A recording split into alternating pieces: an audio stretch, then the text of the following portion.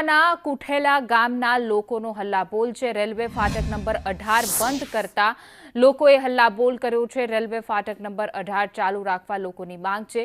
ફાટક બંધ થતા 15 ગામને જોડતો રસ્તો બંધ થઈ ગયો છે। હોબાળા પગલે રેલવેના અધિકારી દોડી આવ્યા હતા। પ્રાંત અધિકારીએ પણ કુઠેલા ગામની મુલાકાત લીધી હતી।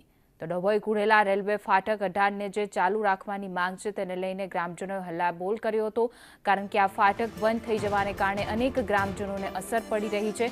ગ્રામજનોએ હલ્લાબોલ કરી રસ્તા જામ કર્યો હતો। કલેક્ટર અરજી પગલે રેલવે તંત્ર દોડી આવ્યા હતા। આ ફાટક જ્યારે બંધ કરવામાં આવશે તો અમને એક પ્રપોઝ રોડની વાત કરી છે કે સાઈડમાંથી એક LC 70 નંબરથી અમને એક બીજો રોડ આપવાની, ડાયવર્ઝન રોડ આપવાની વાત કરે છે।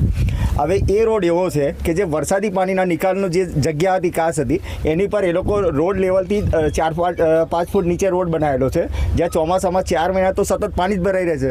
તો એમ પણ અમારું ગામ અને આજુબાજુના જે 25,000 જેટલા વ્યક્તિઓ છે એમ પણ બહારની દુનિયાથી કટ ઓફ થઈ જવાના છે ચોમાસામાં। એટલે અમારી માંગ એ છે કે આ જે રોડ છે LC 18 નંબર છે એ કોઈ પણ કાળે બંધ ના થાય, આની પર એ લોકો બ્રિજ બનાવે।